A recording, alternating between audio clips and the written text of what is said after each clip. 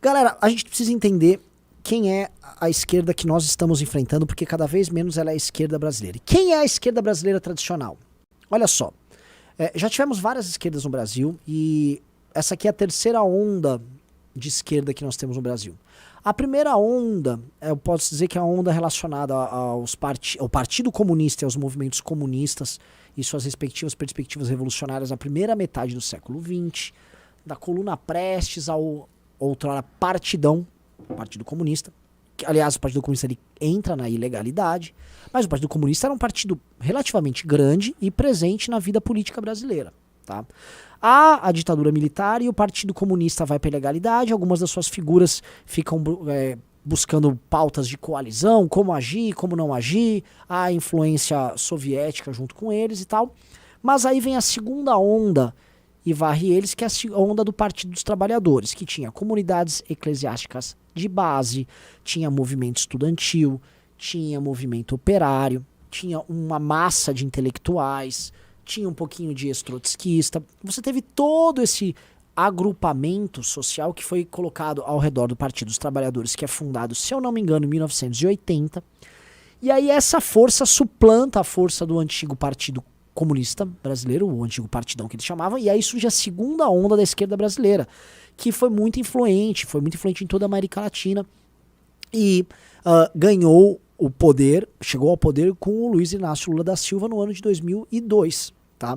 Mesmo isso, em 2002, o partido começou em 80, em 2002 chegou ao poder e chegou 22 anos depois do partido surgir, ou seja, eles tiveram uma longa trajetória até alcançar o poder, mas lembrando que o Lula sempre era a segunda força para presidente. Em 89 ele quase ganhou a eleição para presidente da República. E esse partido, ele, assim como o Partidão ele tinha uma perspectiva de levar o Brasil ao socialismo. A do PT, ele tinha uma linguagem socialista, uma perspectiva socialista, mas ele tinha na sua luta junto aos trabalhadores e na sua pauta de mudanças, tinha uma pauta ética também nos anos 90, uma linha diferente que ele seguia, ele era mais institucional também, começou a administrar prefeituras muito cedo. O Partido dos Trabalhadores com essa forma chegou ao poder e com essa forma fracassou. E aí agora a gente está assistindo uma terceira onda, que é a onda da esquerda pós-moderna, muito menos ligada a problemas concretos do que a esquerda petista, e muito menos ainda do que a do Partidão, do Partido Comunista Brasileiro, que é a linha importada dos Estados Unidos, tá? Que é a linha de um progressismo que trata de questões culturais, de questões de gênero, sexo, raça, questões de descolonização e tal, e que é uma esquerda que ela se confunde, pela primeira vez, com setores que antigamente eram ligados à direita, especialmente setores ligados ao mercado financeiro. Então o que acontece? O liberalismo dos anos 80, que eles chamavam de neoliberalismo, o thatcherismo, tal, o reaganismo, ele deixa de existir, que ele era uma fusão de um liberalismo econômico com um conservadorismo, ele vai deixando de existir no primeiro mundo, e aí o grande capital se alia com essas pautas pós-modernas, ele financia essas pautas pós-modernas, e aí você tem um liberalismo econômico mesclado com um esquerdismo cultural. E isso foi a base do Partido Democrata já no governo, especialmente no governo do Obama, isso fica muito claro. E aí no governo agora do Biden, né, do vovozinho lá, tá muito claro. E o Partido Democrata nos Estados Unidos ele foi tomado. A ponto do próprio Bernie Sanders e a ala ligada ao Bernie Sanders no Partido Democrata discordar disso, porque a ala do Bernie Sanders ela quer tratar de problemas mais materiais, né? Problemas mais claros ali de, o trabalhador americano tá perdendo o padrão de vida e tal. E essa esquerda maluca, ela tá indo. E no Brasil ela chegou. Obviamente que o PSOL, a Rede de Sustentabilidade foram a ponta de entrada, só que o governo Lula, e o Lula soube abraçar isso, o Lula tá fazendo a transição do PT, do modelo antigo, para essa outra esquerda. E eu acho que o governo do PT necessariamente será um governo dessa terceira onda. Até porque na América Latina, o modelo estilo petista, que é o modelo da Kirchner, que foi adotado e em outros países foi tentado também, não tá dando certo. E como esse modelo vem falhando, resta talvez ao PT ir numa linha Partido Democrata norte-americano. Tá? Então essa é a esquerda que está em disputa agora com a direita populista aqui no Brasil. tá? Vocês têm que entender, vocês têm que conhecer quem é o seu inimigo para saber enfrentá-lo, porque ela cada vez menos é a esquerda clássica que a gente conhece do PT, uma esquerda clássica brasileira, e cada vez mais ela se aproxima de uma esquerda pós-moderna. Você tá achando chato o assunto, Júnior? Você tá vendo como... Não, tô achando interessante. É porque assim, eu lembro, a primeira vez que eu votei, foi em 2006, eu votei no Lula, inclusive. Eu tinha 16 anos. 18 anos. E eu era de esquerda. Eu lembro que naquela época o Lula era o símbolo do antissistema e que tudo que ele ia combater a corrupção.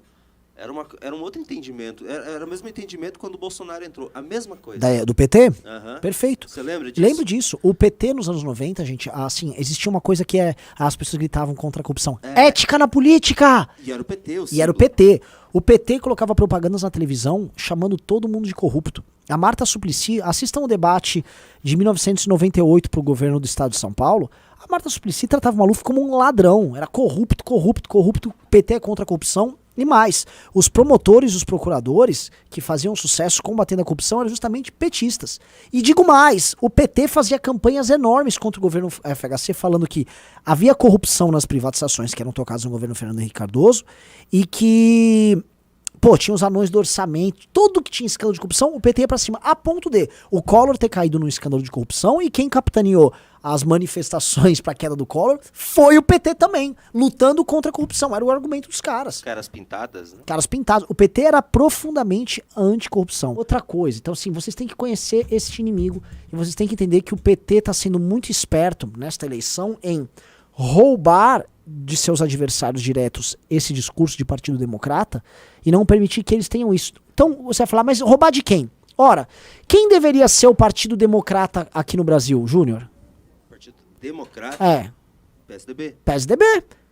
E o PSDB sempre deveria ser isso. E mais, as primeiras fundações políticas no Brasil a refletirem a forma de fazer política do Partido Democrata há muito tempo, há mais de década, são ligadas ao PSDB. A própria fundação da Ruth Cardoso é nisso. Ano passado, acho que foi ano passado, quando o Fernando Henrique esteve fazendo aula magna, ele disse isso, né? Que ele tinha um pensamento um pouco mais radical, vamos dizer assim, foi para os Estados Unidos, entendeu como eles trabalhavam, o Partido Democrata, e tentou aplicar as coisas do partido aqui, né? Ah, é? Ele falou na aula magna. Foi no meio da pandemia. Ah, é verdade, Ele contou também a história dele acho que o Bill Clinton, na balada lá. Sim, verdade. Ele falou sobre isso. Bem lembrado. E o PSDB não conseguiu fazer isso. Ele não conseguiu fazer porque a esquerda brasileira, ela não permitiu que o PSDB tivesse posse dos movimentos identitários. Então os movimentos feministas, o movimento negro, todo mundo se ligou ao PT e ao PSOL. E nunca ao PSDB. Então não adianta o PSDB tentar fazer o candidato liberal e reformista deles, que é o Leite, ser gay, e olha como eu sou moderno, porque ele não tem legitimidade para tratar disso. O PSDB nunca conseguiu isso. Então o PSDB foi varrido porque ele nunca teve DNA para ir para direita, e quando ele quis ser o Partido Democrata, já tinham roubado isso dele. Ah, mas o PT também não tem tanta legitimidade. O PT tem legitimidade. O PT tem legitimidade. O PSOL é isso. O PT, por exemplo, tomou grande parte dos movimentos feministas no Brasil. Entendeu? Então o PT tem legitimidade. Verdade, até o G. Willis foi pro PT. E o PT tem o Lula. O PT também tem grana para financiamento. O PT ele é mais estruturado do que o PSOL. Então ao PT é possível fazer essa transição. Já o PSOL, não. Você precisa estar no Congresso do MBL. Eu vou deixar o link no comentário fixado e você precisa estar lá.